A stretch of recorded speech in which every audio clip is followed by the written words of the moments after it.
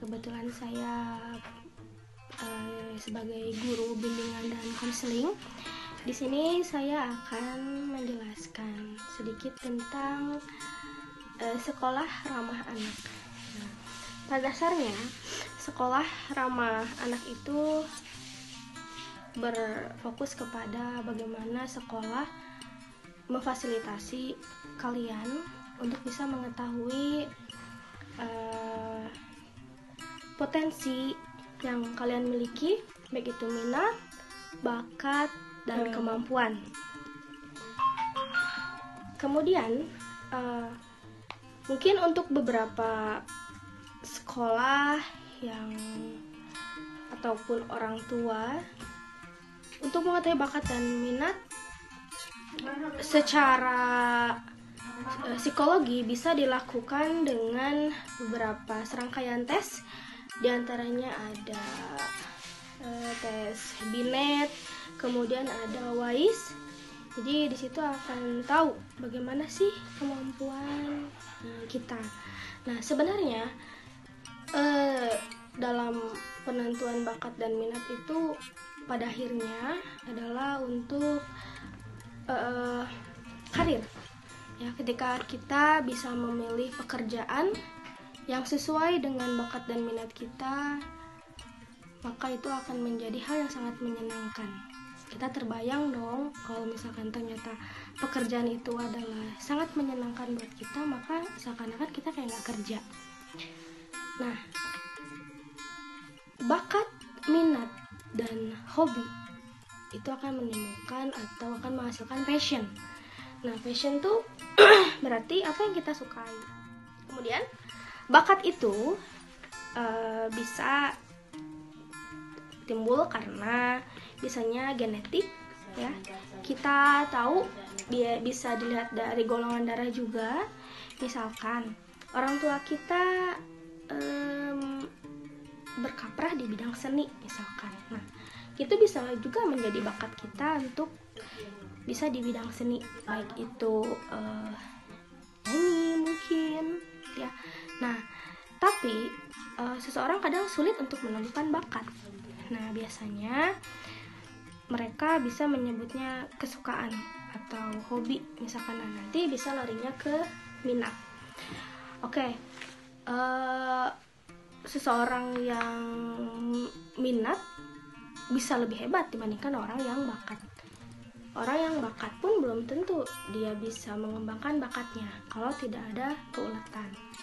Nah, jadi sebenarnya harus kalian pegang itu adalah bagaimana kalian bisa minat kalian, keinginan kalian itu menjadi potensi untuk mengaktualisasikan diri. Kemudian, nah, balik lagi ya, kalau misalkan ketika kalian merasa bahwa bakat dan minat kalian itu sesuai, sebenarnya gampang, kalian cukup bisa memahami diri kalian. Nah, ketika kalian bisa memahami diri kalian, maka kalian akan tahu apa sih kekurangan dan kelebihan yang kalian miliki. Nah, ketika kalian memahami kekurangan, maka kalian bisa tahu apa sih yang harus dilakukan untuk bisa menutupi kekurangan itu. Gitu. Tidak semuanya yang kita pelajari di sekolah itu juga kalian harus bisa semua, itu enggak juga gitu. Justru dengan adanya sekolah kalian bisa memahami apa yang kalian inginkan, apa yang itu bisa menjadi keinginan kalian. Nah, itu gunanya. Ketika kalian sekolah, kalian akan tahu potensi apa sih yang dimiliki. Nah, tulis di buku atau selembar lah, apa sih kekurangan kalian, apa sih kelebihan kalian, kemudian apa sih hobinya. Jadi di situ kalian akan tahu bagaimana, oh saya tuh punya kekurangan di bidang ini nih, tapi saya juga punya kelebihan. Nah, saya punya hobi juga. Nanti kalian bisa dilihat mana yang lebih dominan di diri kalian gitu. Nah, kemudian juga di sini kan ada kemampuan otak kiri dan otak kanan. Nah, itu pembahasannya bisa lebih jauh lagi sebenarnya. Jadi ada dominan orang otak kiri dan otak kanan, maka potensi atau kemampuan yang dimiliki itu seperti apa. Nah, sebenarnya kalau kita memahami, ya tadi kita memahami berarti kita paham tentang karakter kita. Itu sebenarnya bisa terlihat juga ketika kalian nanti bekerja gitu. Nah, dalam pemilihan tadi ya karir, ketika kalian bisa memahami bakat dan minat, nah kalian juga harus bisa memahami tipe-tipe orang tua kalian. Ada beberapa mungkin orang tua yang basically dia seperti punya mimpi untuk bisa atau menginginkan anaknya itu menjadi sesuatu yang mungkin orang tua harapkan, tapi ternyata nggak sesuai sama keinginan kalian. Nah, biasanya tipe-tipe orang tua itu ada yang dendam positif. Nah, dendam positif itu ya karena orang tua itu punya mimpi yang tertunda sebenarnya, yang anaknya harapkan untuk menjadi, misalkan karena misalkan ada orang tua itu punya 3 anak. Nah, kebetulan 2 kakaknya itu menjadi dokter. Nah, harapannya orang tua ya sama, mungkin anaknya menjadi dokter, tapi tanpa disadari bahwa anaknya mungkin punya keahlian di bidang lain. Kemudian yang kedua, ada orang tua yang berprinsip, misalkan ketika orang tua itu tidak begitu dari sisi ekonomi mungkin kurang, tapi dia punya harapan bahwa anaknya bisa hidup sukses, terus punya rumah gitu. Nah, kebanyakan itu adalah banyak juga orang tua yang lebih menekan anaknya untuk bisa lebih sukses.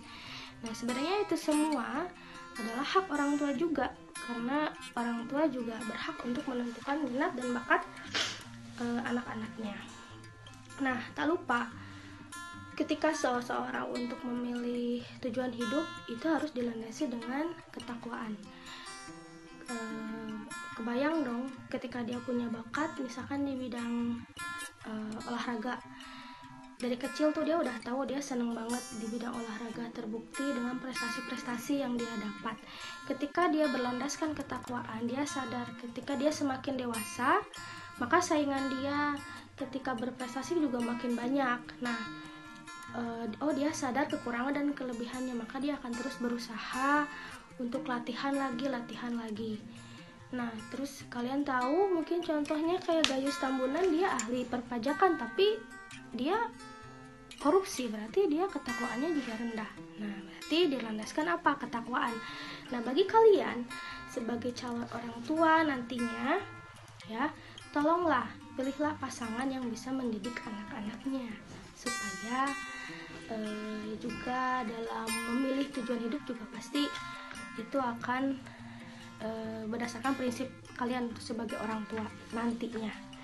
Kemudian dia merasa kalau dia sudah paham dirinya, tadi yang pertama dia juga harus takwa, kemudian yang kedua adalah suka atau nyaman dengan dirinya. Nah, ketika seorang itu nyaman dengan dirinya, dia akan tahu, oh saya itu senang nih bekerja di indoor ataupun outdoor. Nah, terus dia paham, oh saya itu karakternya misalkan pendiam, saya itu suka banget ngobrol, berarti kan itu, oh berarti dia termasuknya extrovert ya, berarti dia lebih suka di bidang sosial, misalkan bekerja bisa sebagai dokter, guru yang berhubungan dengan orang lagi. Nah, ataupun misalkan dia tuh senangnya di outdoor, misalkan kerjanya oke, bisa saja ketika dia kerja di lapangan, misal sebagai teknik sipil, oh ya dia bagian pembangunan nih gitu. Nah, berarti itu nanti basically karena pemahaman dari karakter kalian masing-masing, dan itu bakal larinya ke ya tadi karir kalian. Nah, jadi pertama adalah pahami diri kalian. Saya itu orang yang seperti apa. Nah, jangan terlalu banyak menilai orang lain, nanti kita lupa untuk menilai diri kita sendiri. Nah, mungkin itu yang dapat Ibu sampaikan. Nah, kalau ada pertanyaan nanti kita lanjut di Zoom meeting ya. Assalamualaikum warahmatullahi wabarakatuh.